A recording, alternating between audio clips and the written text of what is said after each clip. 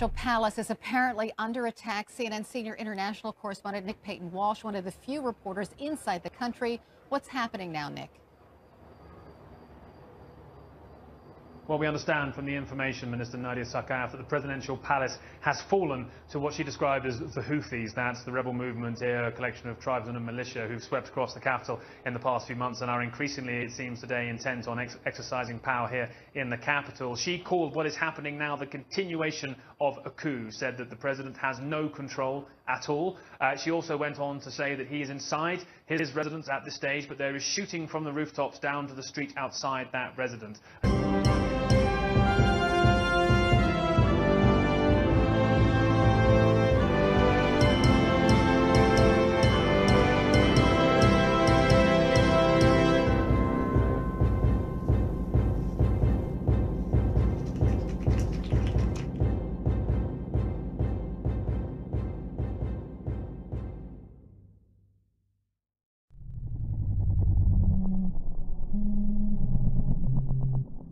Palace is apparently under attack. CNN senior international correspondent Nick Payton-Walsh, one of the few reporters inside the country. What's happening now, Nick?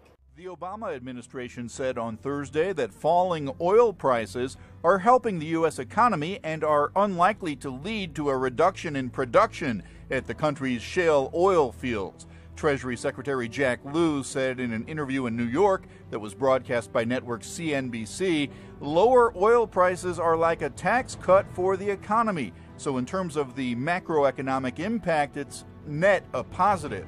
Prices are anticipated to fall as low as $55 a barrel in the short term. OPEC's revenue is likely to drop the most in more than a decade, and with continued Western sanctions, the Russian economy, heavily dependent upon energy exports, could even collapse. Oil prices have dropped 60% over the past 6 months.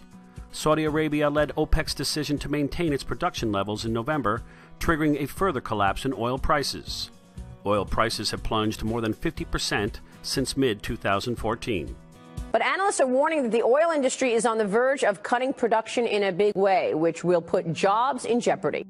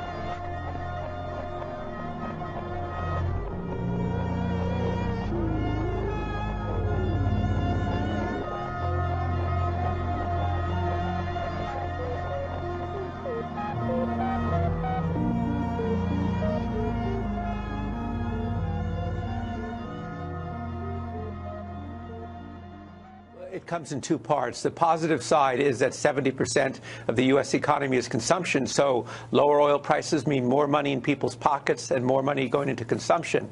The other side of it, however, is that this unconventional oil and gas boom, shale gas, shale oil, has been perhaps the most positive thing to have happened to our economy since 2008, and as you noted, we're going to see that cut back now. You said something that struck me as interesting. You said that Russia was the main adversary of Saudi Arabia. Would you explain that a bit, please? Thank you for the question. As I think we can all agree, Russia over the last several months has proven its what are its real objectives, be it in Europe or in the Middle East. And the focus, at least from my perspective, is that the Iranians are always being blamed for Assad still being in power. But if there is a power, and if there is a country and a group of individuals that have been key to its survival, it has been the Russians. What are the Saudis doing right now, Dan? I mean, they don't want to impact the production because they want to keep that market share. So they're basically willing to allow prices to keep on falling, but they're not budging by taking any oil off the market.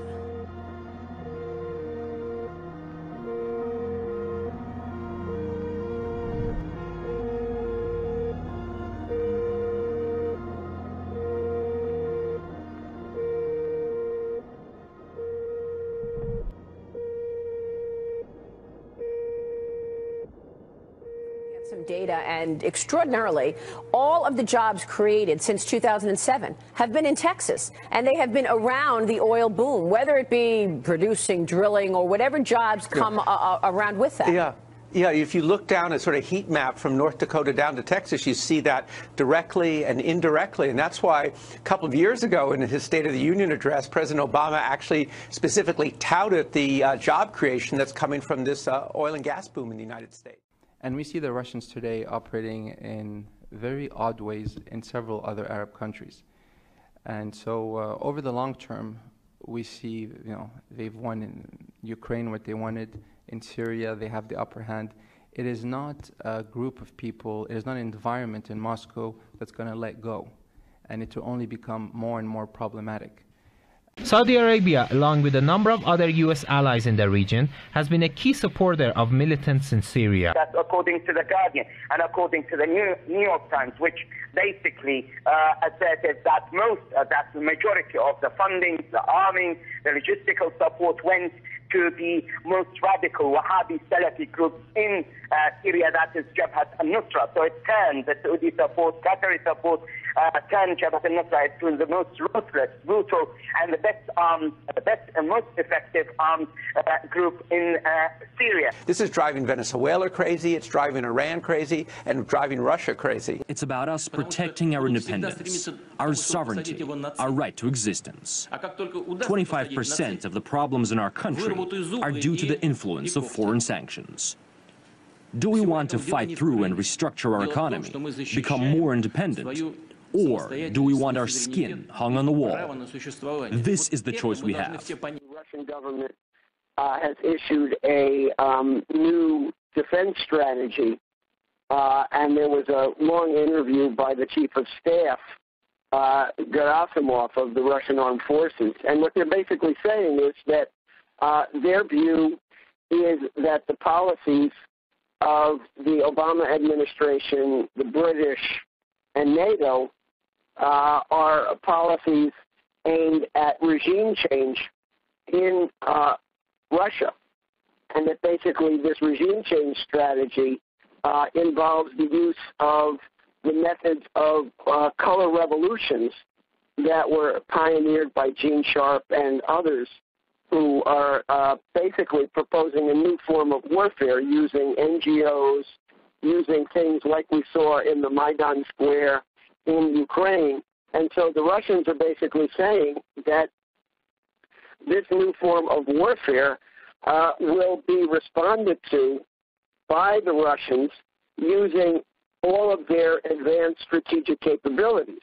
Riyadh has already called for foreign military intervention to topple President Assad's government. Meanwhile, some reports suggest that Saudi Arabia is planning to get involved in Yemen militarily for the second time over the past 4 years. Last week in my USA Today column, Prince Al-Walid of the Saudi royal family basically said, we will not see $100 a barrel oil again. So are you expecting the shale revolution that has been this enormous job creator and sort of a growth story for America to be hampered?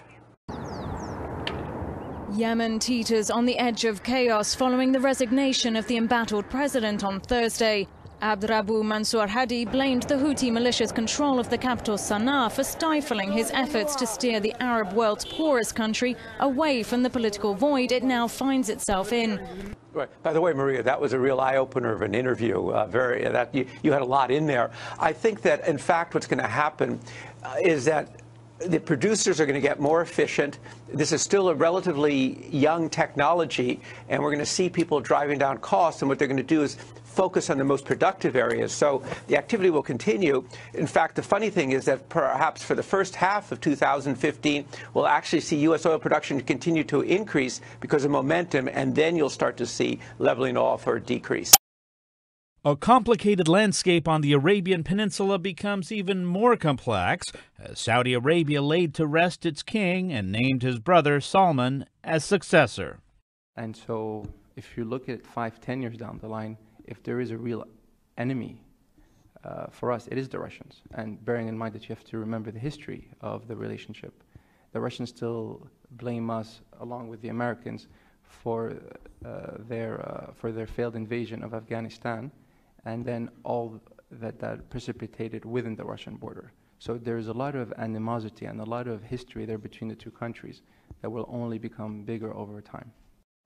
At the White House Friday, officials expressed hope the Saudis would continue to work with the U.S. to prevent extremists from gaining a foothold in Yemen and using the country to launch terrorist attacks around the world. Given their shared border, Saudi Arabia is particularly concerned about the activities of extremists in Yemen. We have a proverb in Russia. It is a bit crude about a grandma and a grandpa. You know, as regards what if, you know, if a grandma had a penis, she would be a grandpa. That's how we say.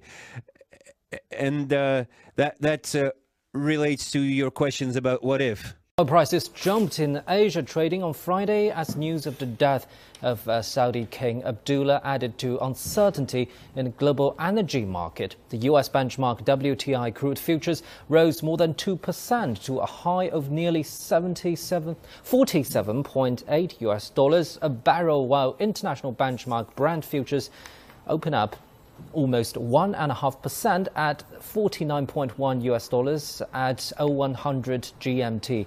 Back in 2009, Saudi Arabia entered a direct war with Houthi fighters in northern Yemen. It claimed to be trying to stave off unrest near its borders. This year, Russia and Yemen will mark 85 years of bilateral relations. The two countries enjoy close and friendly ties when it comes to political and economic cooperation.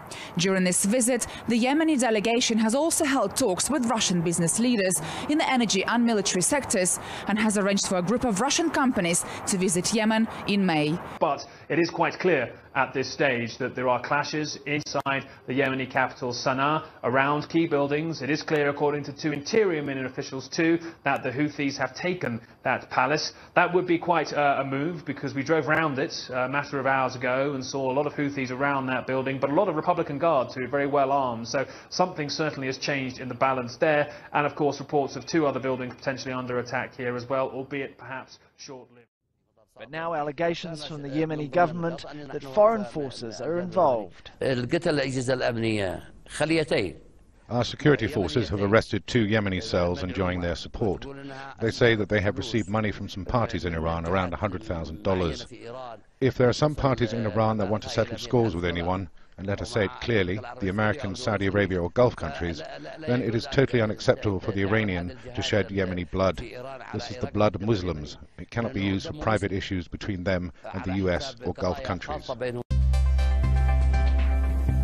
News that Saudi King Abdullah bin Abdulaziz Al Saud died away sent oil prices sharply higher on Friday, but analysts dismissed the move as a knee-jerk reaction.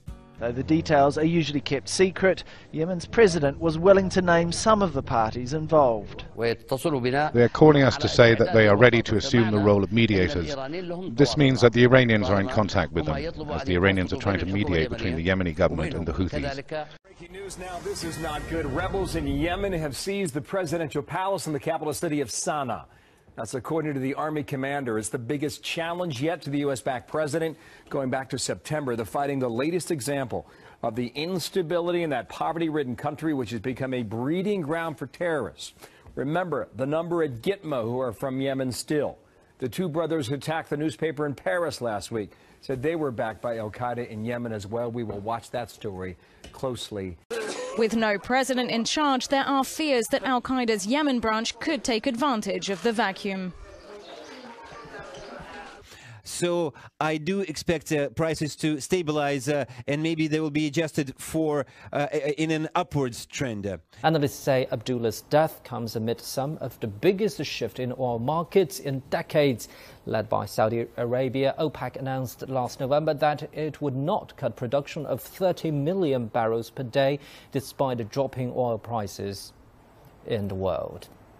The landscape has been plunged into further uncertainty following the collapse of Yemen's U.S.-backed government. Yemen has been an important part of the U.S. fight against al-Qaeda in the Arabian Peninsula, which claimed responsibility for the Paris attacks this month.